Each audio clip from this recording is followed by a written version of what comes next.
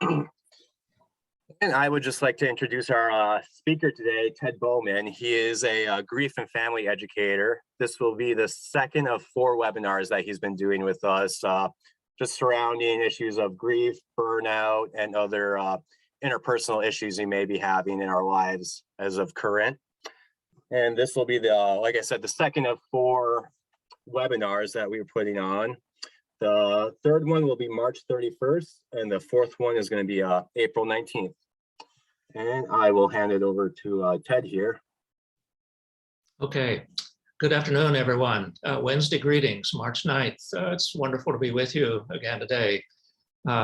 Just for your information, you may see this. We do have interpreters with us to aid all of us in being as fully able to participate as possible. So very glad to have their assistance.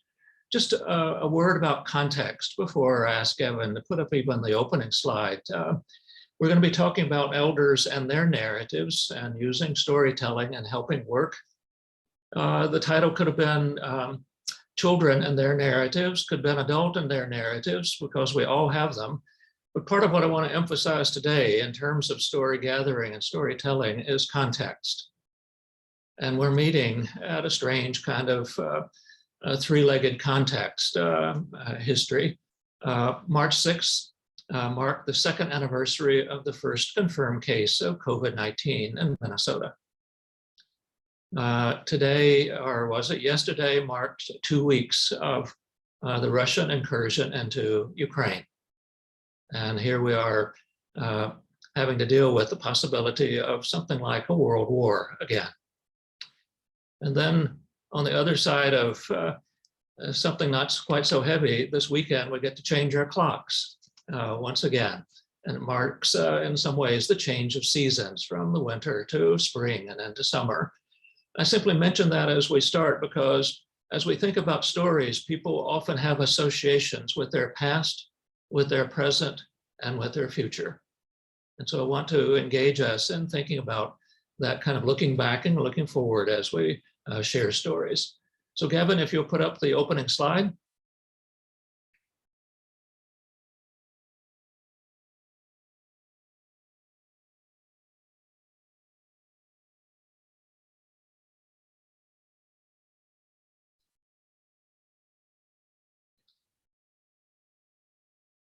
Thank you. So there's our title and the sponsoring agency. There's my contact information at the bottom, my email and my website. If there are things that you want to ask after the session, feel free to go there and let me talk with you about some of these kinds of things. So next slide, let's look at our plan for the day. 2 hours. Next slide.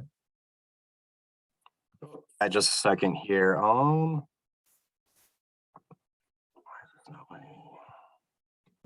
There we go. Okay.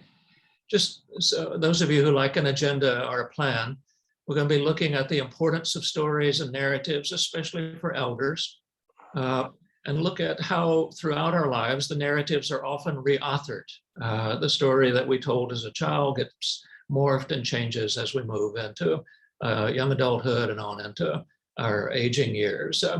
Disruptive changes alter stories, and those disruptions can be positive, can be negative, but we'll look at the power of each. And then examples of enhanced or informed use of stories, some of the variations that might push beyond your current uses. And I want you to look at the possible use of bibliotherapy, using stories to evoke stories, thinking about some of the pitfalls to avoid when we do that, and looking then at how that might all lead toward resiliency and hope as we move forward. Just in terms of our process, we all have had so much screen time. Let you know in advance that we will do a polling question in just a few minutes. There will be a breakout group after 20 minutes or so, and using a case study. And I'll tell you more about that as you move into the groups to work with a case study. Discussion is allowed throughout, so just unmute yourself and raise a question or put one into the chat, and Georgia or Gavin will ask the question to me, and then we'll have plenty of time for discussion at the end. Next slide. So some assertions which inform this session in particular: humans are storytellers. Leslie Silko, a Laguna woman, a native woman from the Southwest, says you don't have anything if you don't have the stories. And then she talked about being a group of people where the Europeans had come in to occupy the land. They would like to take away our stories, let our stories be forgotten, but our stories are the only things that keep us from sickness and death. You don't have anything if you don't have the stories. So just resonating with the power of stories. Henri Nouwen talked about how stories can morph. Someone might read what I wrote or heard and discover that I wrote and discover something there that I myself did not see, but which might be just as valid as my original thought. Stories and words are ambiguous. My wife and I could sit in a movie theater, allegedly see the same movie, but when we went to discuss it, we realized we'd seen two different films. We had different reactions to the characters, to the plot, to the storyline, all of that kind of thing. And so be aware that one size doesn't fit all.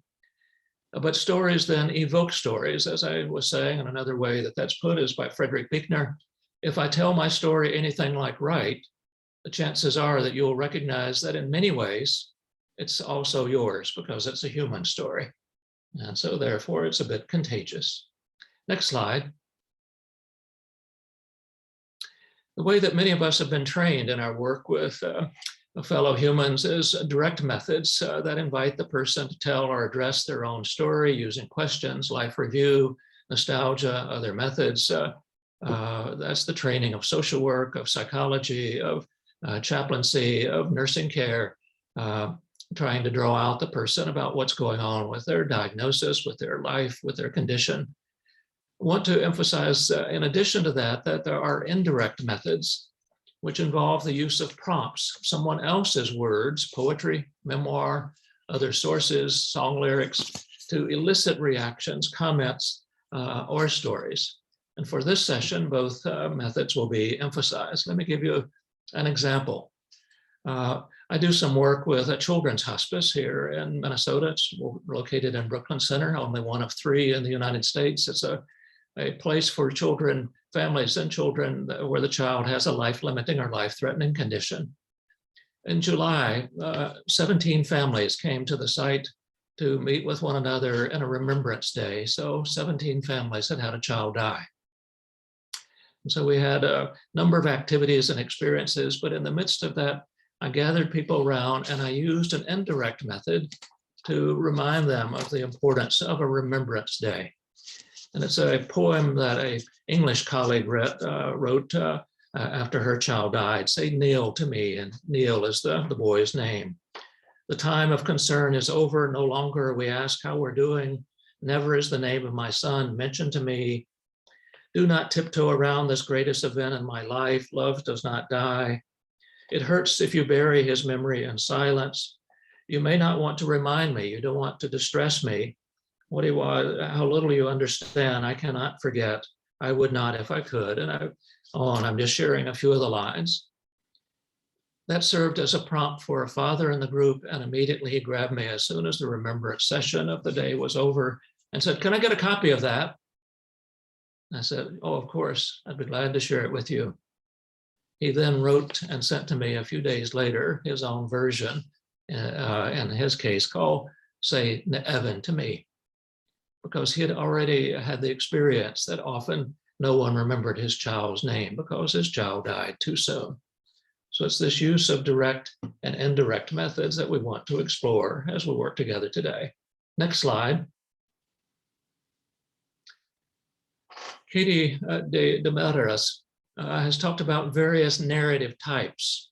And you can see her book there, Narrative Gerontology and Research and Practice.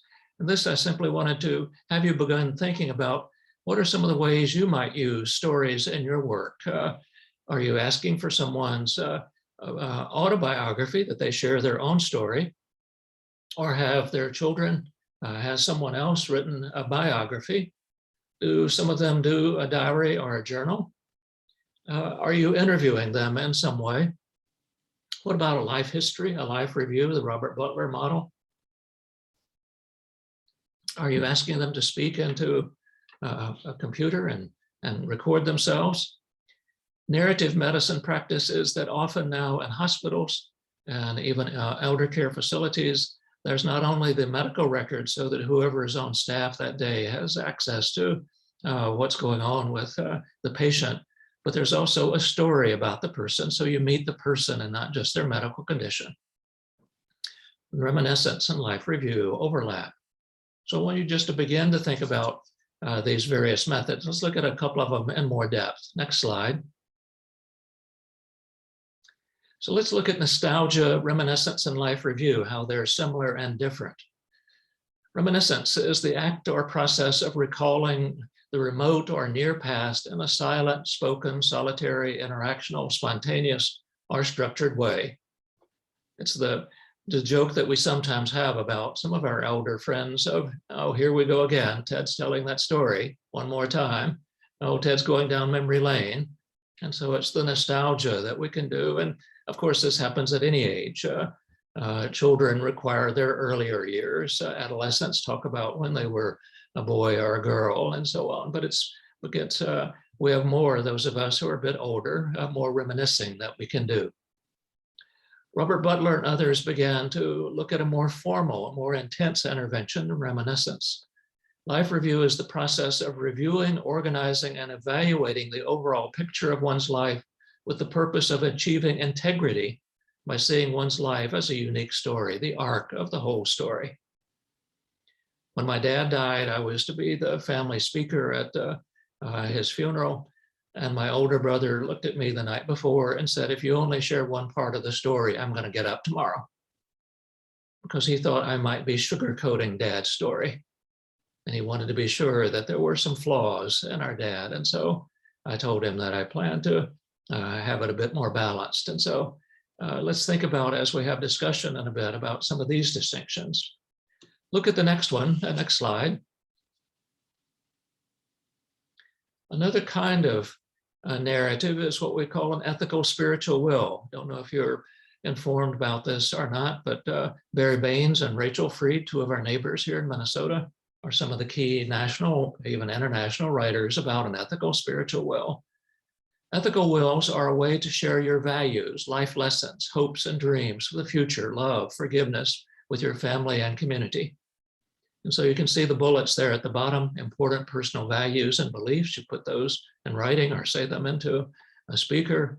Important spiritual values, your life lessons, dealing with issues of forgiveness, unfinished business, we sometimes call it. Here's a classic example of an ethical spiritual will written before she died. You may even know this classic poem by Mary Oliver. When death comes like the hungry bear in autumn, when death comes and takes all the bright coins from his purse to buy me, snaps the purse shut, when death comes, and she goes on about these metaphors of when a death arrives, I want to step through the door full of curiosity, wondering what is it going to be like. So there's a life lesson to go facing even dying and death with curiosity. And therefore I look upon everything as a brotherhood and a sisterhood. And I think of each life as a flower, as common, a field daisy, as singular, each name a comfortable music in my mouth, just that I'm part of the human family, the ecological family. And then this last stanza is really dealing with a life lesson. When it's over, I want to say, all my life I was a bride married to amazement. I was the bridegroom taking the world into my arms. When it's over, I don't want to wonder if I've made of my life something particular and real. I don't want to find myself sighing and frightened or full of argument. I don't want to end up simply having visited the world. A sharing of values that I want to be as alive as I can for as long as I can, the hospice rule. Now, each of us, none of us may be the kind of poet that Mary Oliver was, but she's giving us an example of an ethical spiritual will. So next slide is a polling question. Let me just describe it first, and then Linnell is going to move you to answer the polling question. Next slide. So I'd like you just to think about which of the following do you use, and you can check as many on this list that you have used or use routinely to elicit narratives, especially life review, with the persons that you are serving in your aging services? Is it the stories other clients have shared that you keep confidentiality, but say someone was sharing with me last week, or I remember someone sharing this kind of thing in the past? Do you pull from fiction, from poetry, from song lyrics?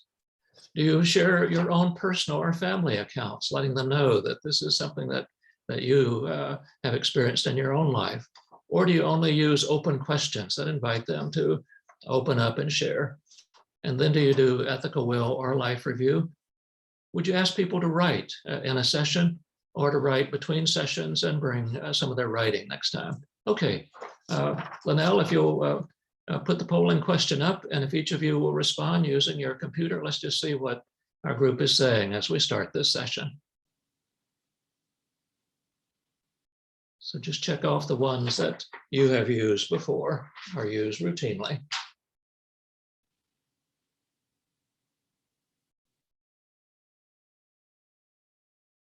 Takes a little while, and then we'll begin to see the responses, and now we'll post those.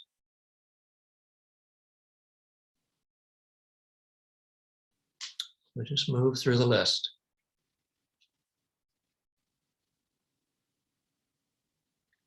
And no one sees your particular responses if you're worried about confidentiality.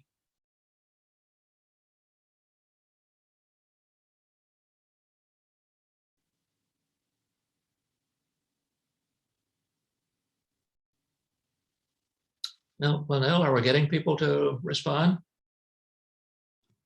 Yes, Ted, Okay. We're about 2/3 of the way of response. Okay, very good. Thank you.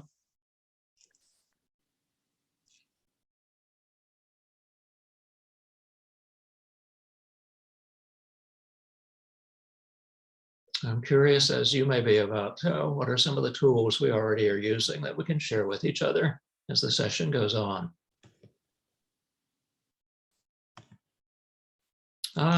Okay.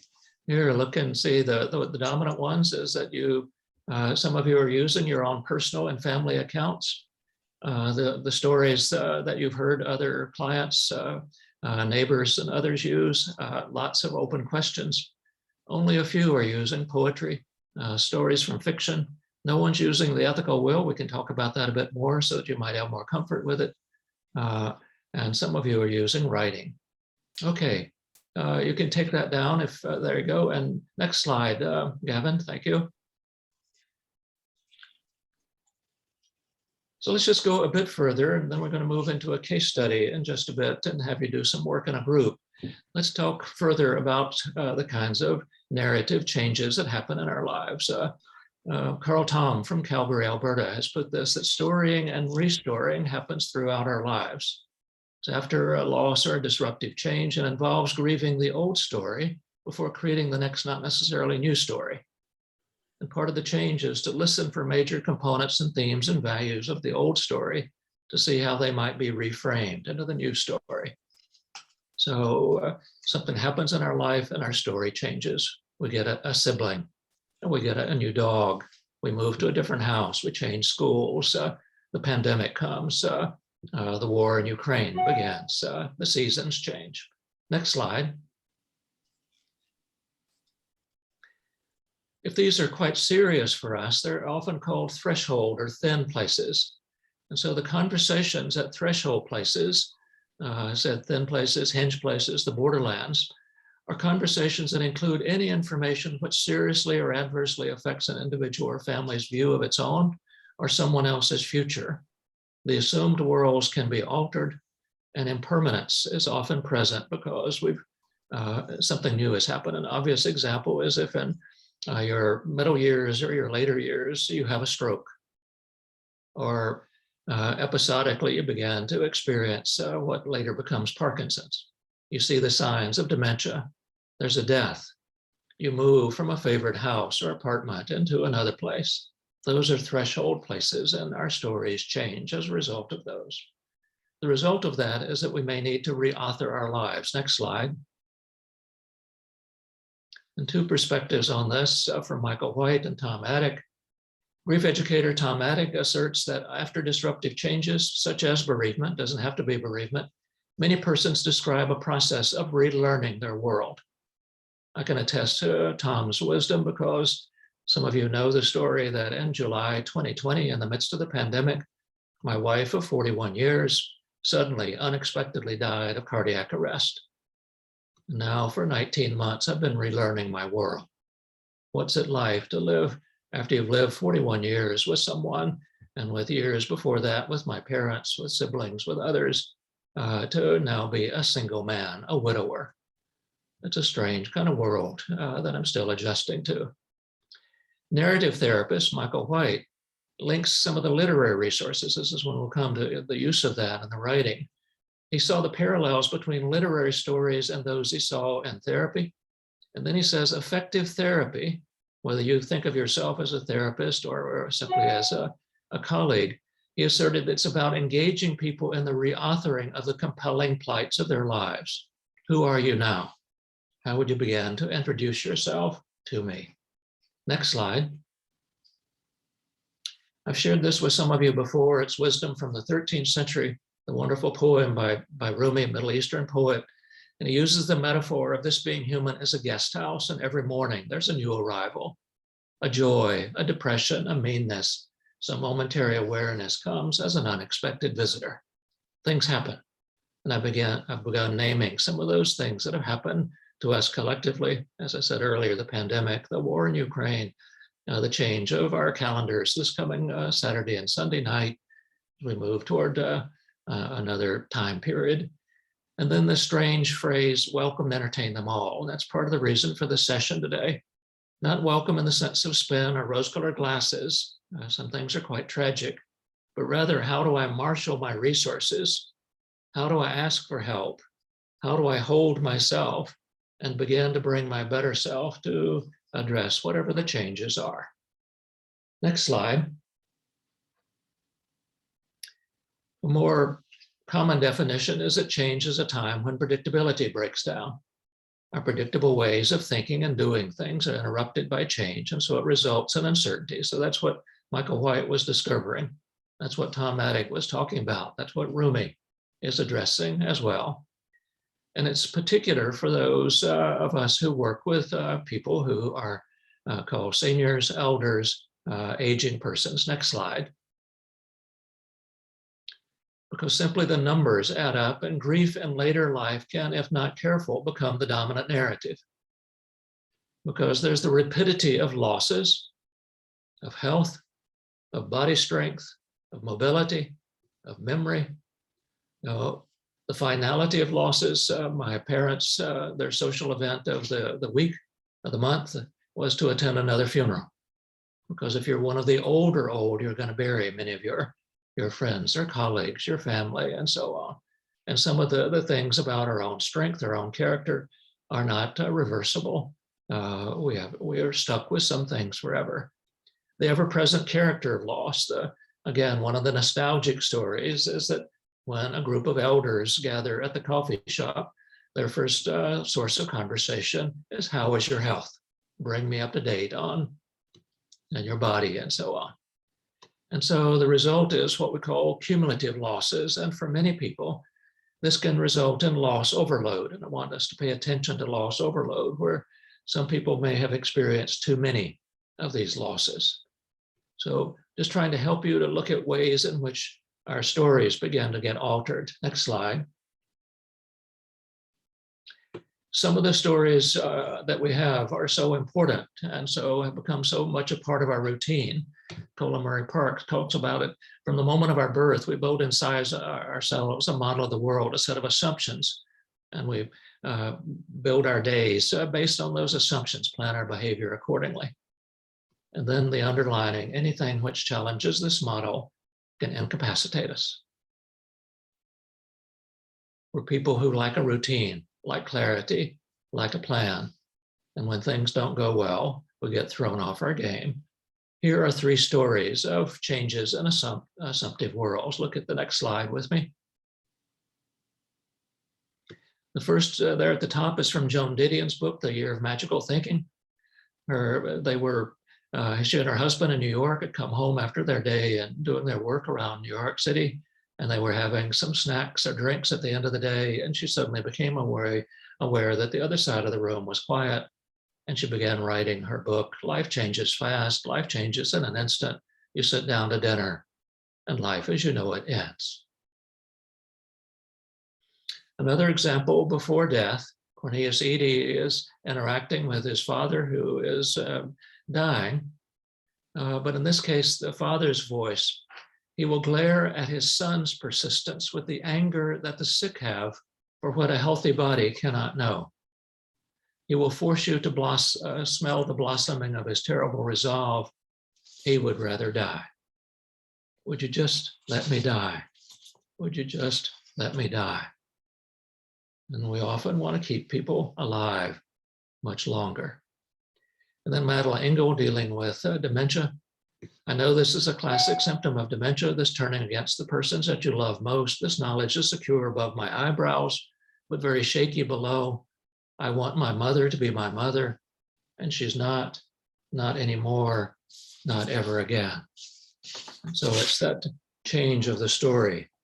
Later in the book, she says, am I making mother up as I remember her? Am I overcompensating as the jargon would have it? No matter. What I remember is a woman who was fully alive, who enjoyed new tastes, sounds, and adventures, and I miss her.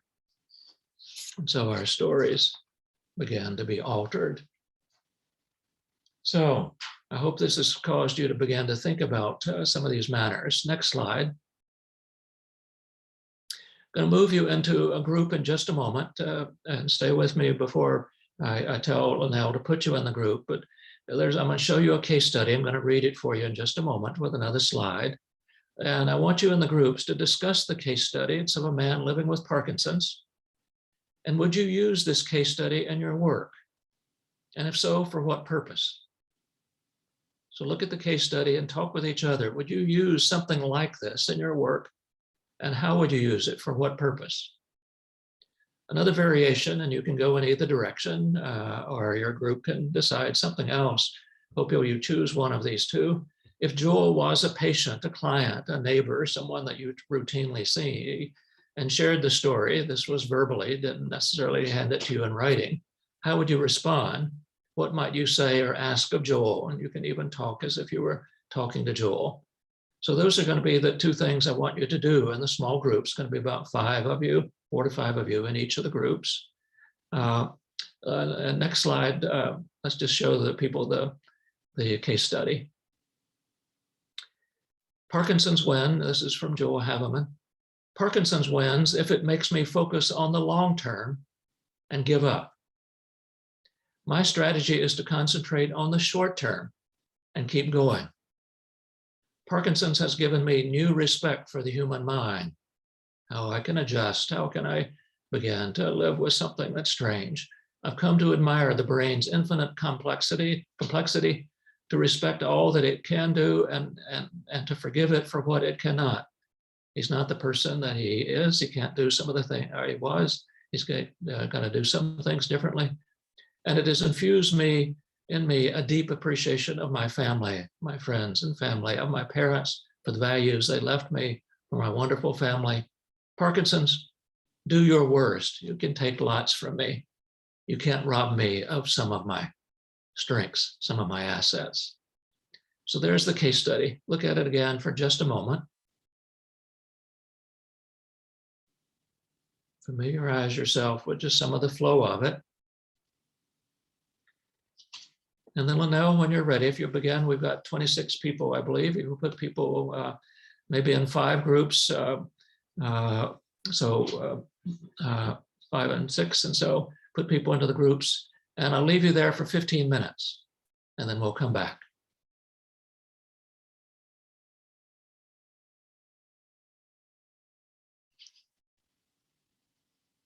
Thanks, Linnell.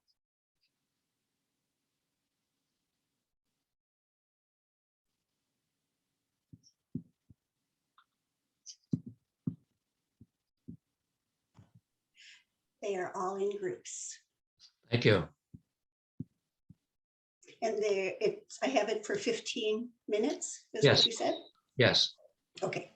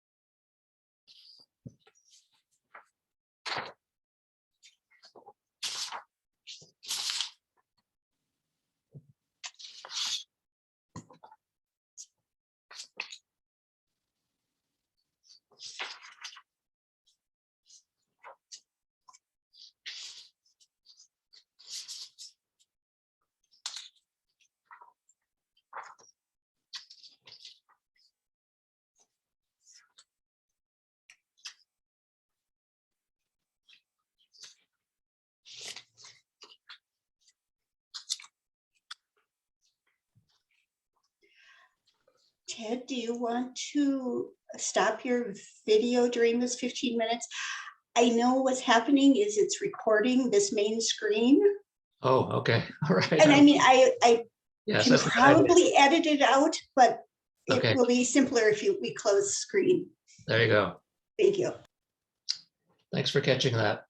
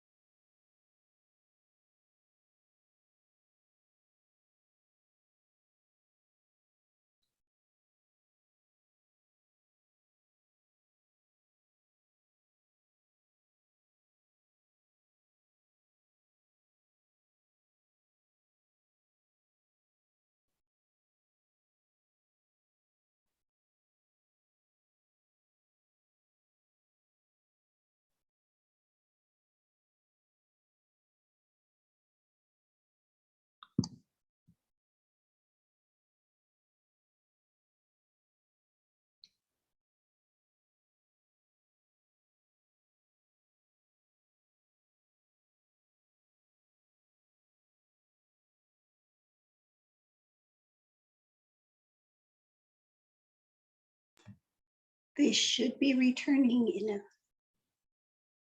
Thank you. a moment. Okay.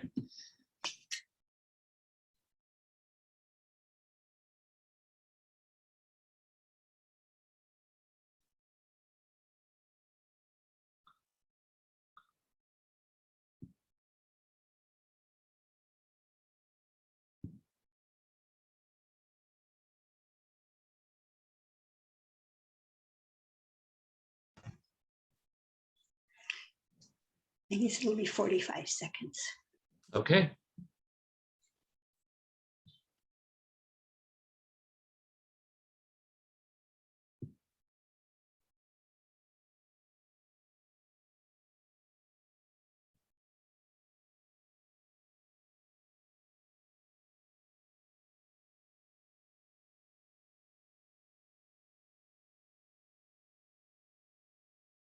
Kevin, can you leave it on gallery view when everyone gets back?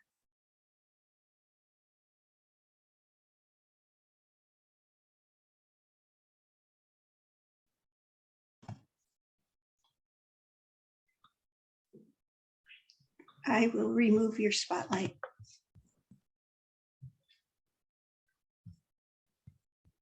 Okay, welcome back. I hope that was a productive time. Let's take just a few minutes to discuss the case study, to learn from one another, not just from Ted. We'll have about 10 minutes or so of that discussion, and then I'm going to give you a little screen break for about 7 minutes before we come back to have some more about narratives and their general use. But let's just stay with this case study for a moment. Let's start, and you'll just need to unmute yourself and make your comment. I won't call on any particular groups, but just let's share the wisdom. Let's first, would you use this kind of case study in your work? And if so, for what purpose? So it doesn't have to be this one, but something like this. Have you used it? It sounds like some of you had. Let's just hear a few accounts of how you use a vignette like Joel Haveman's. Let's hear 3 or 4 examples. Who uses case studies with other clients or patients or registrants? I'm Nikki. I'm with the Alzheimer's Association. In our group, we had talked about this could potentially be used, and I've used case studies like this too. You know, when somebody, maybe you've provided education or you're talking through something, but they really could relate more to a story. I think this case study in particular is really inspiring. You know, he's taking something that's very challenging and difficult and putting a positive spin on it. And I think that could really help somebody going through the grieving process. Okay. Just to emphasize what Nikki was saying, some people can talk better about something that's out here than they can about something that's in here. And so to deal with a story that's a bit outside themselves, whether inspiring or one that's showing some challenge, some people can access and talk about that because they may not yet be ready or have even the emotional intelligence to talk much about themselves. And so that's one of the uses of stories. Let's hear a couple more examples. What did you talk about in your groups, or how do you use stories in your own work?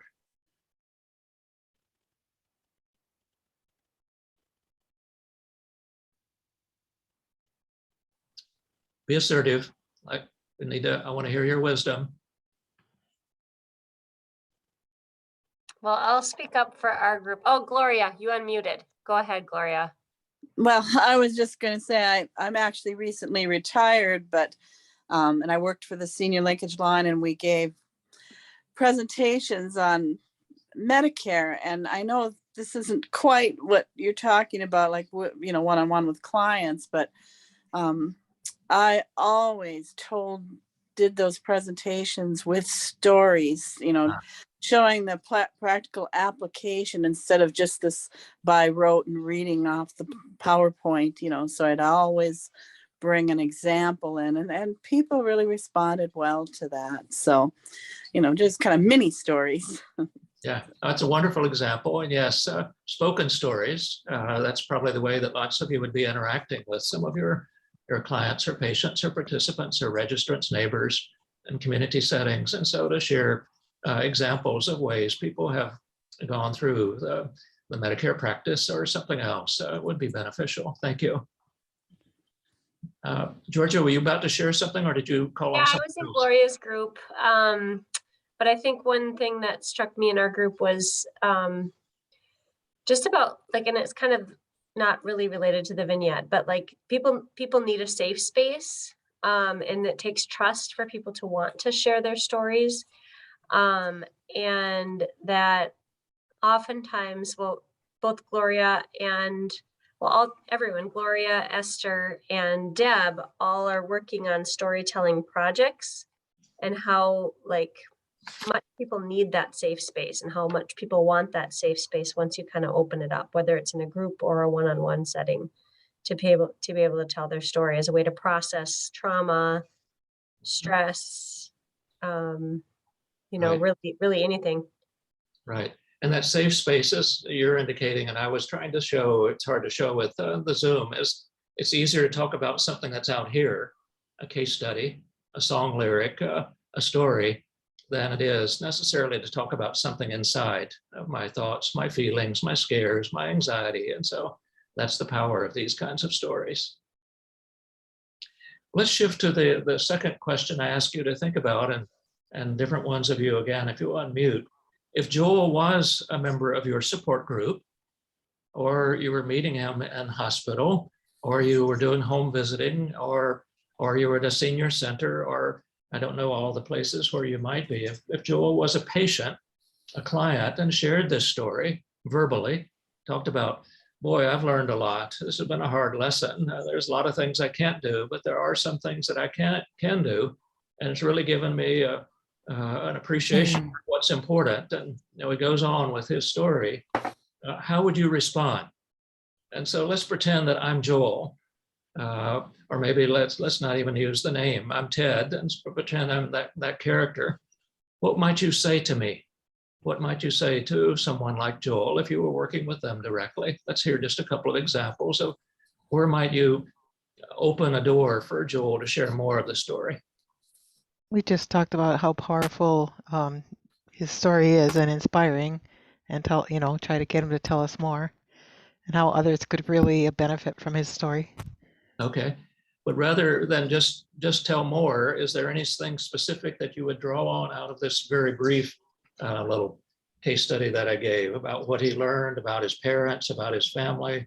I have a new respect for the human mind. Was there any of those pieces you might pick up on first? It was more just how he chose to look at each day and his attitude. And how, if you could model that, wouldn't that be nice? Okay. The reason I'm pushing you just a little bit, Marjorie, is that some people, he shared kind of a wide arc, an arc of a story, and they can respond better to a specific inquiry. Yes, it can be just tell us more, and that's a lovely one. I don't want to throw that one out at all. But yeah, we were just talking about how what shaped him, what formed the way he thinks that way.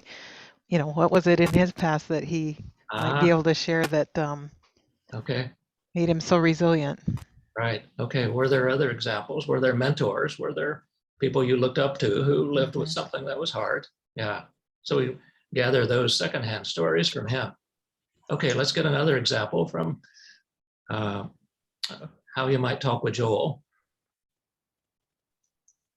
When I receive people's stories and other work that I've done, I've always thanked them for their confidence and express appreciation for the gift, because I sincerely believe that our stories are our gifts and we get to choose whether or not to share them. And I would acknowledge that what he did was risk-taking and greatly valued and held, dear. Okay. Are you listening to what Deb said? That's a good takeaway. If someone shares their story, that's important and they deserve acknowledgement. Thank you for sharing your story. Thank you for sharing that with us. Let's just hold his story for a moment, and then we might have questions of Joel. Or some of you might have your own stories, and so you are giving that kind of credibility. It's some people say it's one of the greatest compliments that we can give to another human being, is that we want to hear more of their story. What a lovely compliment. So it's not shut up or let's move on or any of that. It's tell us more. Wonderful. Okay, let's just get a couple more comments before we take a screen break. Well, this is Cheryl Svensson. I actually work with guided autobiography. So I work with stories every day, all day, but they're written stories that the participants write themselves. Okay. And so, there were 4 of us in our group, really great people, but none of us were working directly where I wouldn't use a story like this to give to my students. If I got a story like this from one, I would respond just like, Nikki said. It was a story of empowerment, because it showed how somebody could take something that's a chronic disaster really and turn it into a life-changing, transformative moment going forward, which you usually don't get. But the thing that I wanted to say about our group is that I'm not sure which one it was, if it was Beth or Laura or who, but one of them happened to mention that really what we should be looking at is the person and not the diagnosis. So Right. We're not looking at the Parkinson's disease. We're looking at Joel. We're talking about Joel and who he is now that he's working with this disease of Parkinson's. Anyway, it was a very interesting discussion. Okay. Are you hearing that part? She's talking about what we call narrative medicine. As I mentioned it as we moved through some of the early slides, started at Columbia University Hospital, that they began to put in a narrative about the person into the bedside record. So if an aide or another doctor or a nurse came in, they weren't just reading about the dementia or the Parkinson's or the stroke. They were reading that this is also a grandfather or grandmother, as a poet, as a gardener, on and on. And so there's that narrative part that's so important. And so Cheryl's underscoring that piece, so important. Thank you. Yeah. And those of you working in the autobiography groups, as Cheryl and it sounds like some others are, if Joel had written this paragraph, which he probably did because it was published as part of the book, you can see it in the slides, and you wanted to get more of the person, if he dwelled more on the Parkinson's, that would be a good kind of follow-up question to get him to elaborate more about what he learned from his parents, or how did he begin to do the day by day that some others were beginning to talk about. Anyone just want to say a couple words before we take a break? Any other example quickly?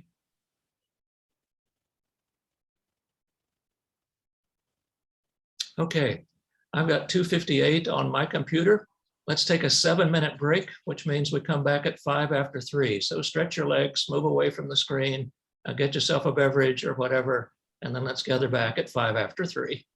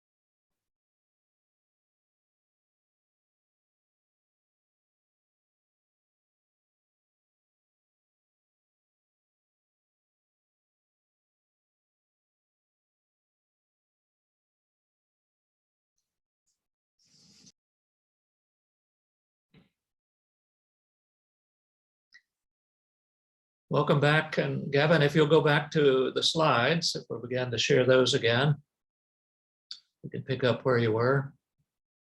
Or even as a take a break slide that we are just getting through.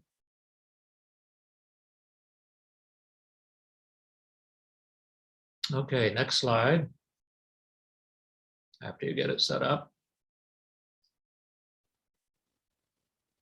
Okay, we did that. Okay.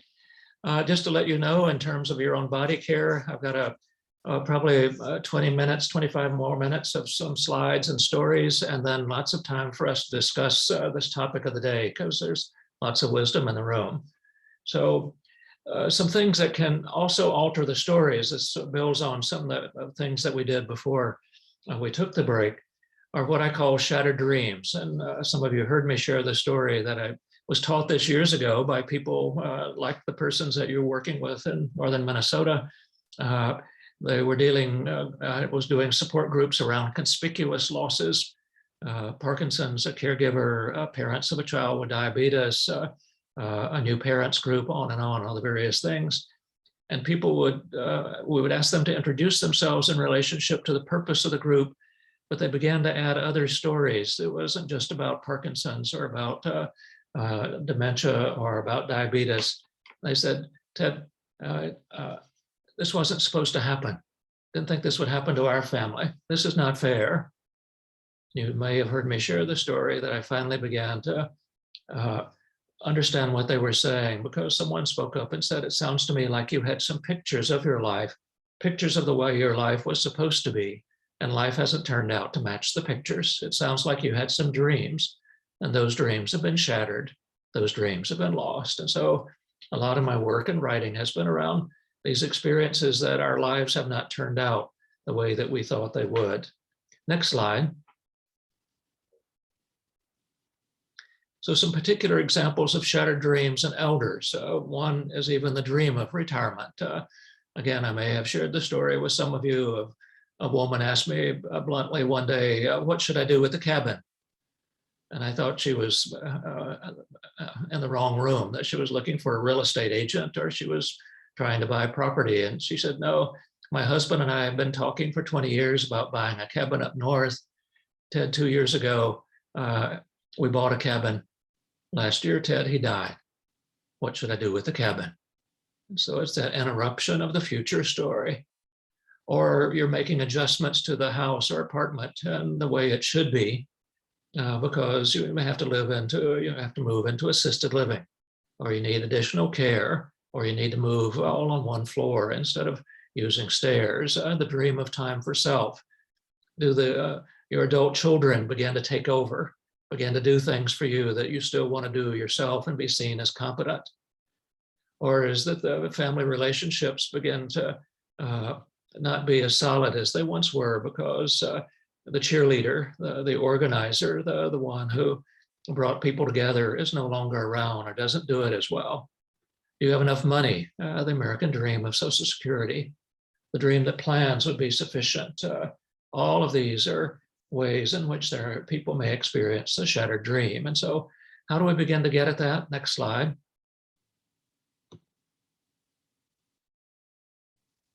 So this is an example of your open questions, except these are kind of STEM questions to get at shattered dreams. When you pictured this time in your life, what did you picture? And you can be more specific. When you pictured moving into your 70s, what did you picture? When you pictured moving into an assisted living, what did you picture? When you pictured your children moving away, that was part of the story, and you were the only one left in Ely, what did you picture? When you thought about being a grandpa, when you thought about being a caregiver, a care receiver, what did you picture?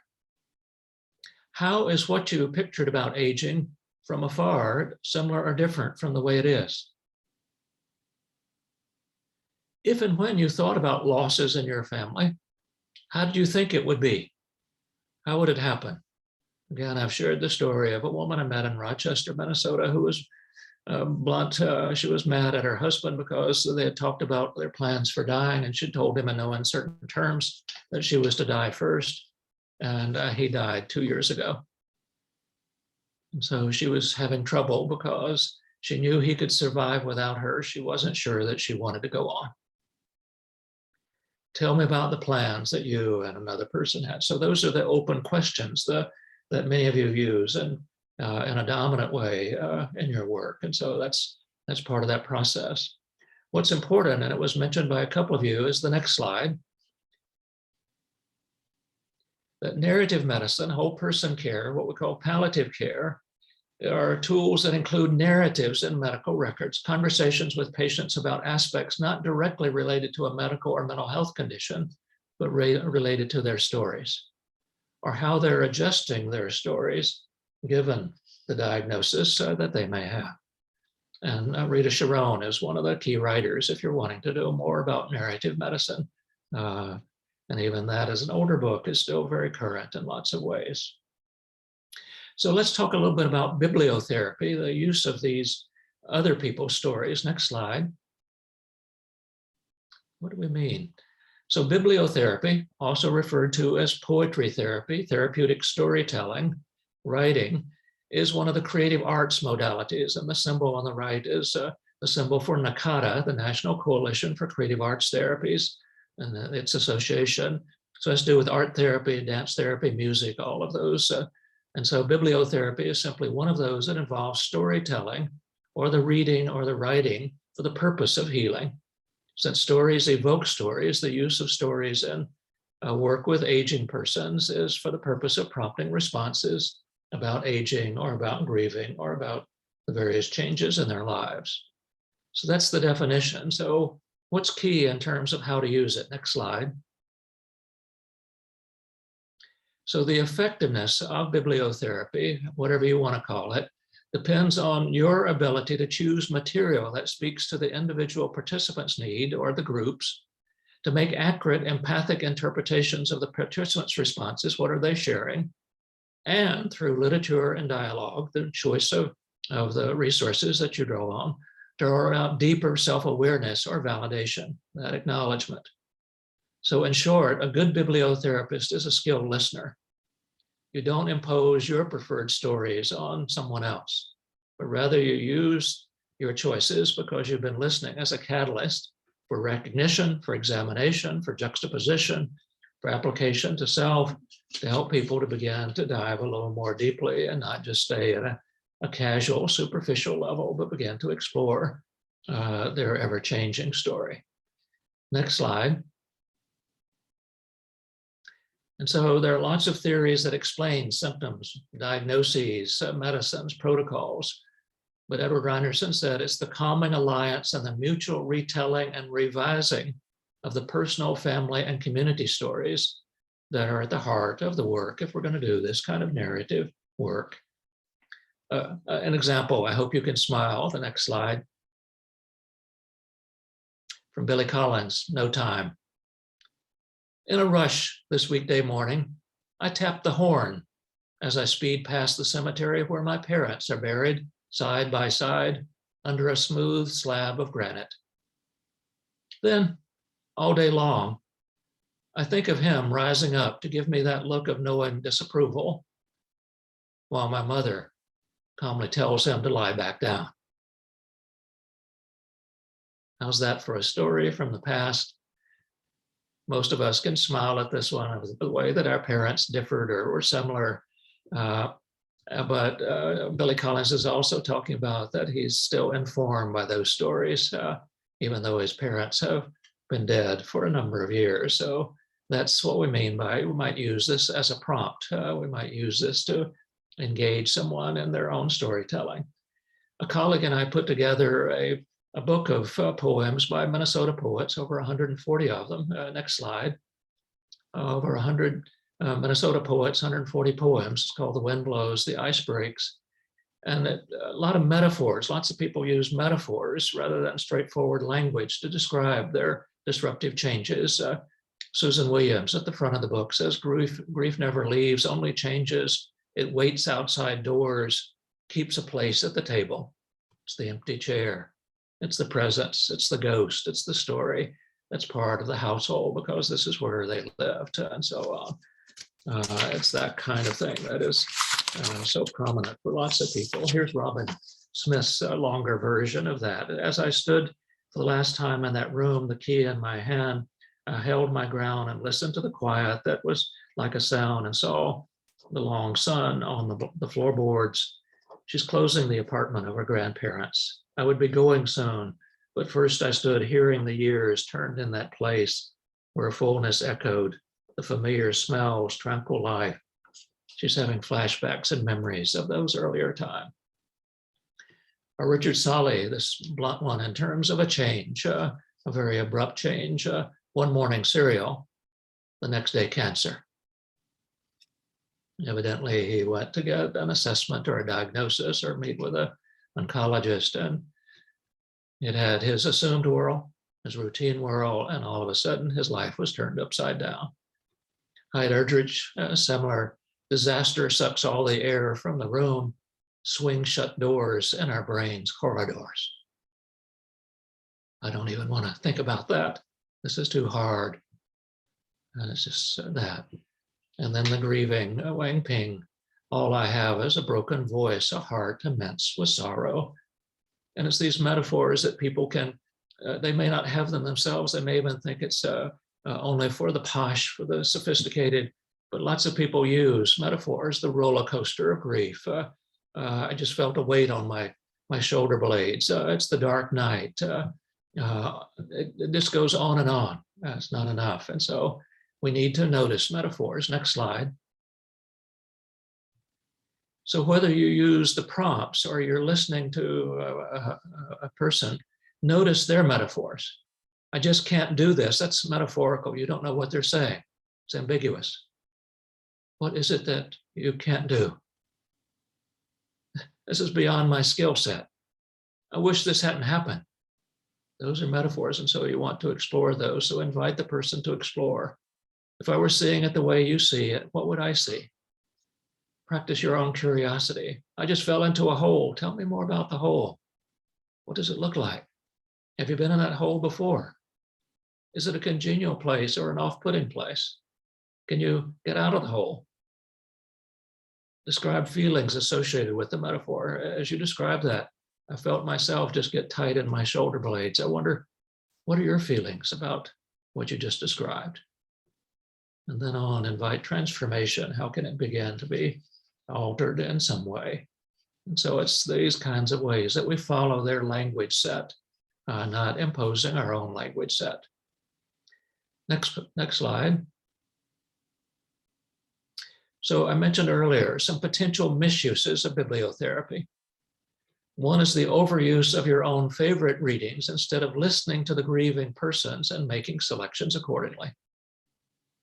Or use of readings to manipulate a desired response instead of prompting the client to create responses with you. Remember earlier when we were talking about Joel and the Parkinson's, and who was it, one of you said, tell me what you learned from your past that caused you to be able to cope so well on a day-to-day basis. So it's not manipulating, but getting them to tell you how is it that you learned to live with Parkinson's? I want to understand that.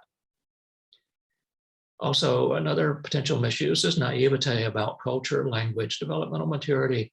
Some people are not writers. They may be better speakers, that kind of thing. Do we need a translator? And obviously, we don't use these things to just show off. But I do want to encourage you to think about the use of them. Next slide, another example that I've used before. In this case, from John Updike. It's after the death of someone, your own brand of magic. Another regrettable thing about death is the ceasing of your own brand of magic, which took a whole life to develop and market the quips, the witticisms, the slant, adjusted to a few, those loved ones nearest the lip of their stage, their soft voices blanched in the footlight glow, their laughter close to tears, their tears confused with their diamond earrings, their warm pull breath in and out with your heartbeat, their responses in your performance twined, the jokes over the phone. You may not go into that much detail, but listen to what he's doing. All of these reminders of someone, the memories packed in the racket access file, the whole act. Who will do it again? That's it. No one. Imitators and descendants aren't the same. The special magic of the special story. Some people do this with end-of-life care. Are there some things we should share with each other before it's too late?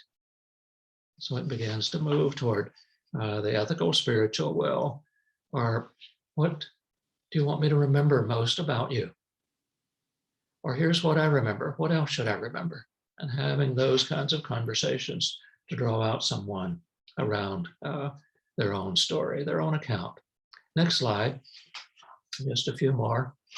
So potential positive reasons for self-disclosure. I was glad to see that a number of you were willing to share your own stories as you meet with people. One is for modeling. Stories evoke stories. It gives permission. It breaks the ice. If Ted is willing to do it, if Joel's willing to do it, if Georgia's willing to do it, maybe I can. And so it lowers the barrier between the client and the therapist because you're beginning to share some of those kinds of stories. And it can be prompts for what we might call therapy. The person might not think that they're doing therapy. They're simply sharing their story, talking about aging, preparing for the next phase. But something therapeutic is beginning to happen.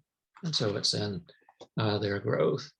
Here's an example of writing that I've done in a recent book called Ambiguous Parables. If you'd like to get a copy of the book, remember my email at the front end. But I did some pieces of writing about there and then and here and now, and I've used them at times for prompts. Sometime since then and there, the dreams planted out as perennials turned out to be annuals instead.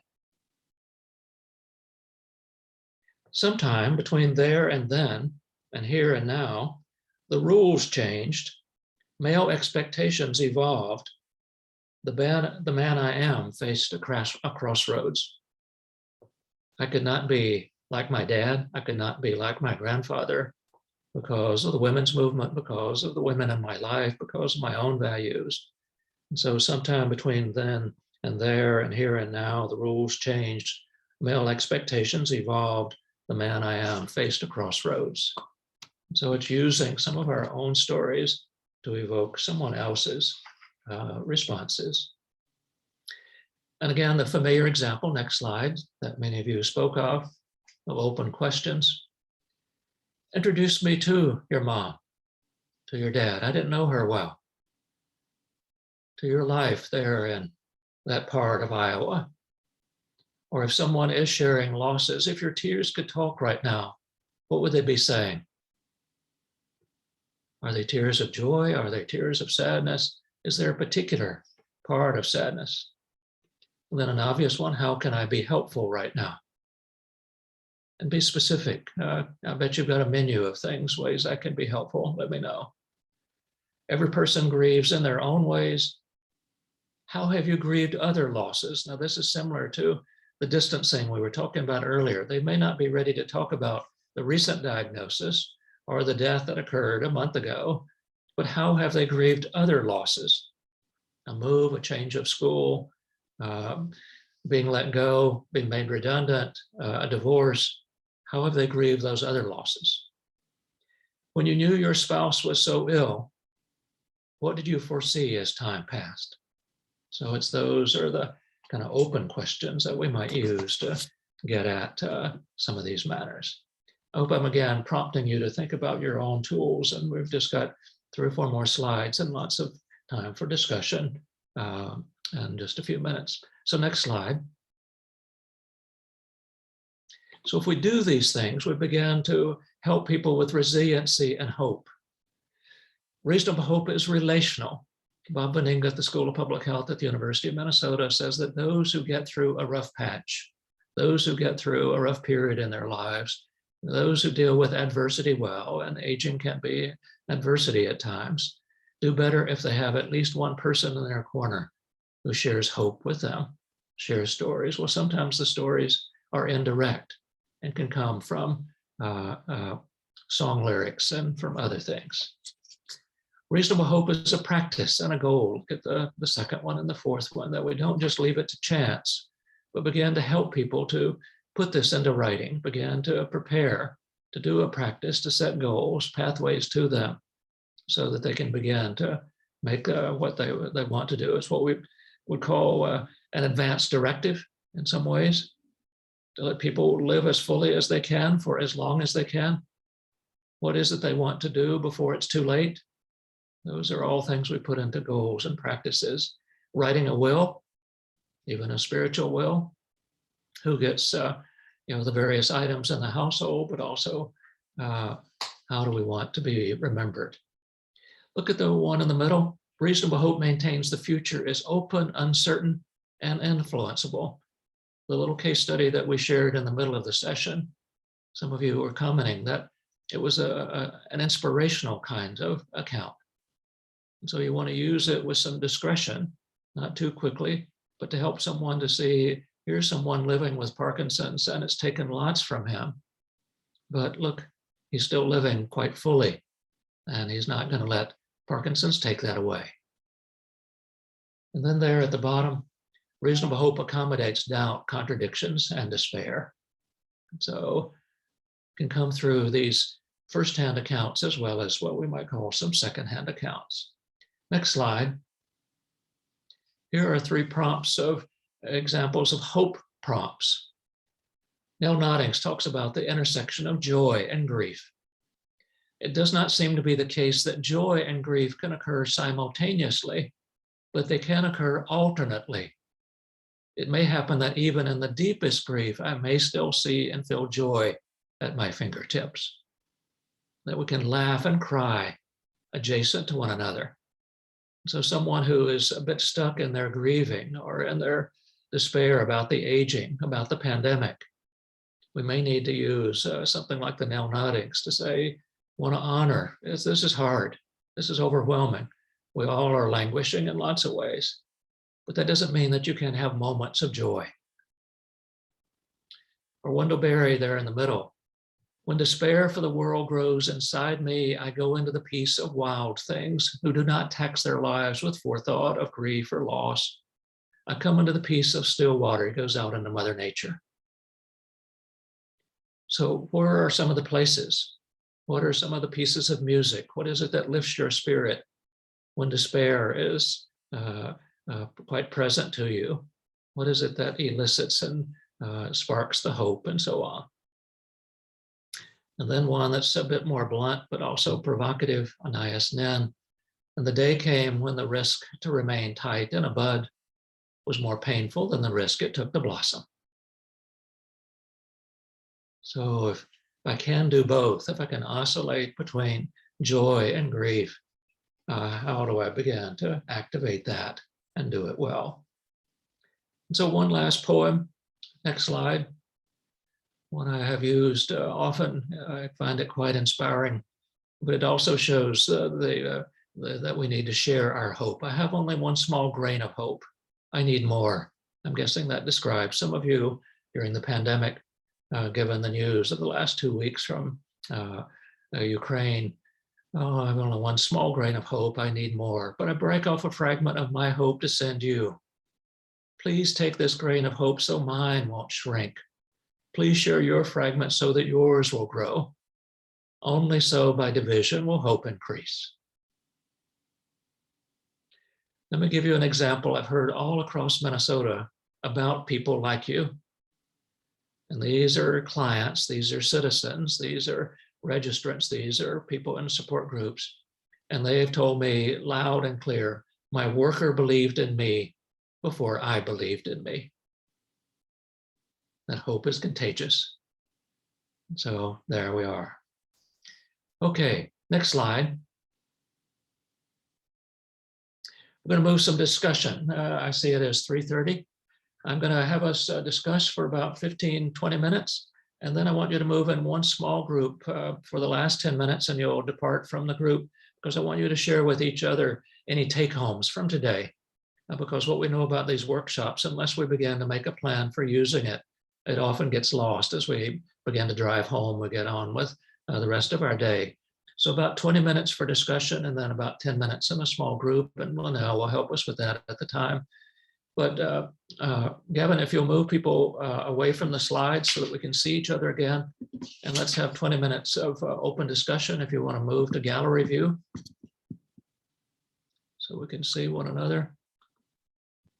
And so as we did before, if you'll just unmute yourself and you can ask questions either pose to the group or pose to me, or if you have some of your own accounts of how to use stories and song lyrics and other resources to aid in the narrative building for your work with aging. Let's hear lots of examples or lots of questions that you have about this workshop today.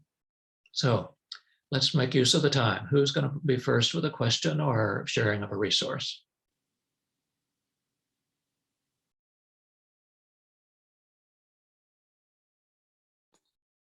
I have kind of a question and a Yes, comment, I Dana. guess. Okay, speak up just a little bit, Dana. Okay. I think one of the things that sometimes as an organization, we want events and those types of things to be well planned, and sometimes offering something more open-ended and more informal can give folks the space to share and then build upon it. And I think especially during COVID, finding ways to do that where it's not so much pressure would be a nice place to start after this today. Yes, yes. Just to build on what you said, Dana, I can't agree with you more that if we can find ways in which people can participate a bit more informally, it's not as if it's the hot seat that they have to. I'm hoping even by each of you unmuting, you can do it as you choose at your own timing, and you can also pass. But when we begin to meet in person, one of the ways that we often do that, if there's a room of 20, 25, 26 people as we are, instead of having people speak up in a group like that, because for some of people that seems like public speaking, we do dyads or triads, and they first talk in a dyad or triad before they move to share with the group. And that's part of what we did with the breakout group and the case study, but to find various kinds of tools where people can be a bit more at ease with sharing their own account with another person before they might share it with a larger group or in a formal way. So Dana's saying, let's be sensitive to people's comfort level as they begin to share their own stories. Okay, who else? Follow up with Dana. Another comment or question. That was wonderful.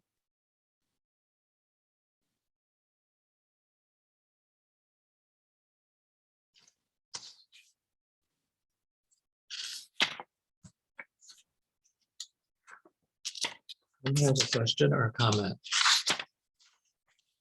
Can you make use of the day? Do you have a question of me about how to use this material or something else? I can bring forth a question, Ted, in terms of like in a variety of professional settings, whether we're involved in direct service or more administrative roles, how do you set the tone for, being open to storytelling? Sometimes even in direct service, we're so focused on solving a problem or getting solutions, and I think that's a cultural piece for us to really focus on the task at hand and to have a more enriching experience. I think being able to set the table or set a tone for storytelling. Thanks, Georgia. It's a wonderful question. The simple response, but it's much more complex than that, is that self-disclosure invites self-disclosure. And so whether one-to-one or in a staff meeting or in a public event, if the speaker, if the manager, if the nurse volunteers a bit of himself or herself, it often opens the door for the other person to share some of their story. So that's the rule, but it can be, as you were suggesting, and as I suggested earlier in the session, that can be misused. And if the spotlight begins to move toward the manager, to the nurse, to the speaker, instead of to the participant, that's the downside. And so timing is everything, but sometimes an early story can help invite a story. What a day I've had today. I'm guessing some of you have had one as well. I wonder just raise your thumb. Is it thumbs up or thumbs down today for you? Or is it kind of a medium day? And so you just get people to laugh. And lots of people are giving a sideways because it's kind of a regular day. But some people say, yeah, I'm down. Oh, and they begin to share simply by a physical thumbs down or a thumbs up. And so we began to get people sharing even at that level. We don't know what's made it a good day or a bad day, but they began to share.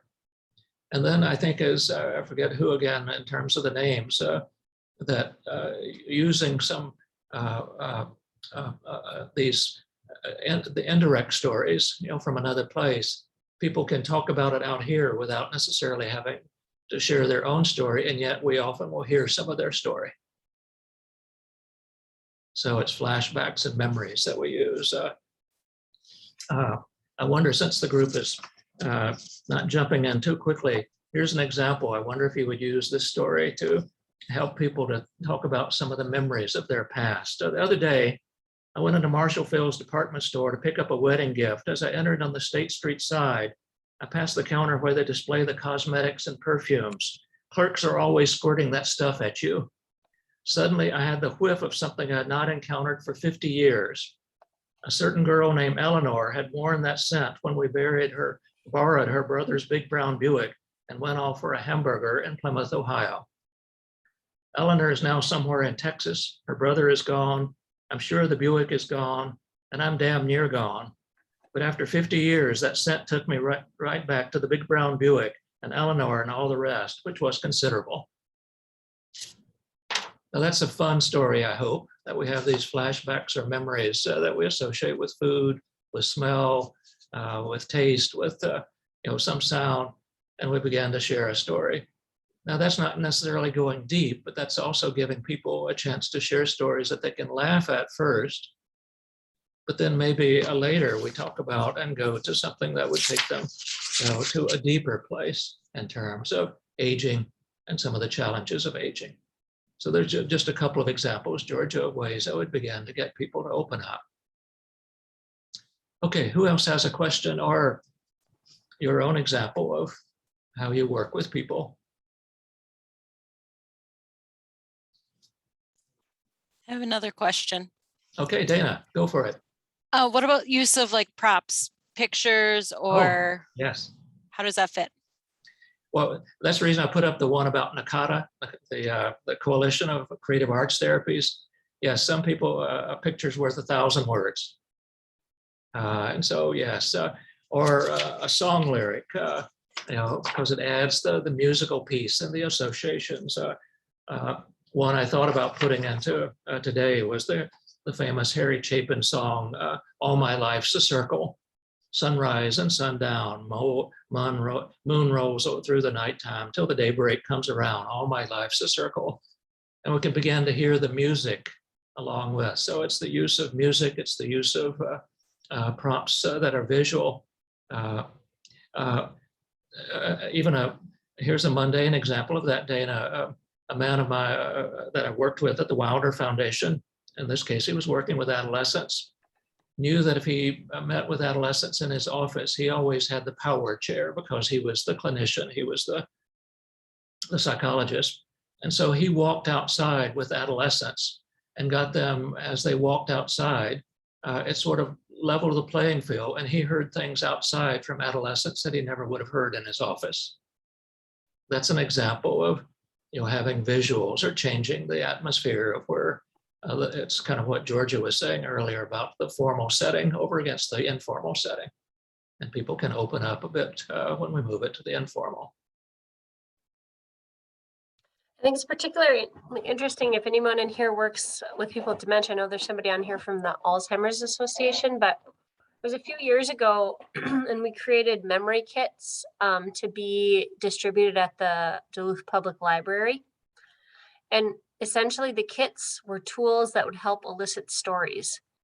So we had things in there like picture books or like conversation cards about, the Vietnam War, or they were based on certain themes. And then there was CDs in there that had like music from the 50s or 60s. And Right. so they were all tools that could help. And there was other stuff too that wasn't, like an easy puzzle or something for them to do. But a lot of it was around being able to get us into a spot where we can talk about stories and reminisce. Right. Well, an example to build on what you just said, Georgia, is that there's been some work done in homes for people with profound disabilities, as well as people with dementia or stroke impacts in terms of their ability to talk cogently, sentences and so on, that you put out a prompt, you have the kind of things that you were talking about that you had set up, and people simply call out words, prompts. They say, oh, he liked pancakes, bowling. Oh yeah, I love bowling, put it on, yeah. And then the staff takes those words and those phrases and comes back the next week with a paragraph or a sentence or a poem or something that captured the words that people had shared the week before. And the response is often, if someone with dementia, hey, that's my line, I said that. And there comes some of that memory that they thought people didn't have, but they're using the visual, the sounds, using the tools that they have, and people began to create their own stories. And then there's this pride that people wants to take the poem that they get a written copy of, and they want to take it home and put it on their wall because it's something that they helped write an account of. Yeah. Okay.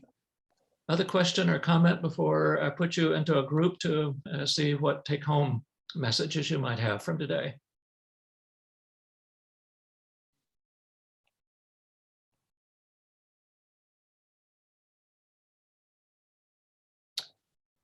I'm going to take that as a sign that you're ready to go into the group.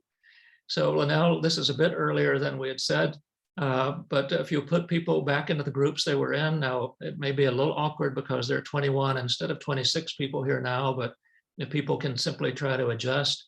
And then if you'll say goodbye to one another there, that would be the end of the session. You don't have to come back here and share. This is for the purpose of saying, what got reinforced that I already was doing? What's new that is a take home for me?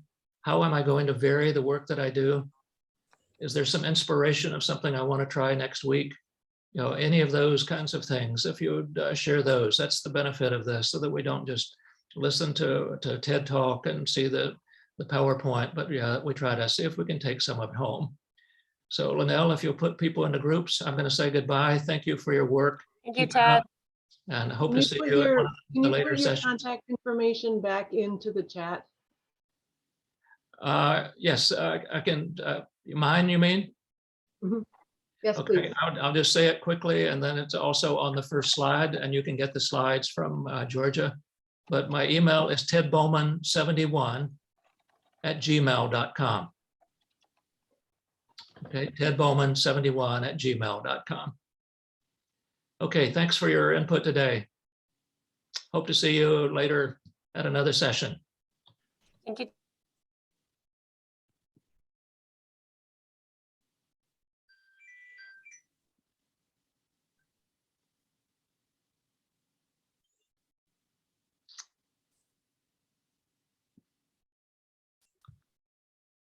Okay, thank you, Linnell. You're welcome. Everyone is back.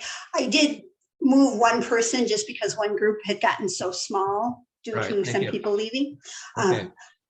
But I just want to, Cheryl, the woman who is deaf, who is part of the presentation, she and I have been texting back and forth, and she just said, adorable seeing his wife with the hat hanging on the wall. Yes, and I should have called attention to that. Yes. Another of the visuals that someone was talking about. Yep, she loved those hats. Yeah, you want to look one more time? There it is. Oops. Yeah, those are nice. Yep, there it is. Yep. Very nice. And especially to have that photo with your wife and then her hat above it is perfect. Thank you. Yeah, good memories. All right. Thank you. All right. Take care. Talk to you soon. Okay, sounds good. Bye-bye.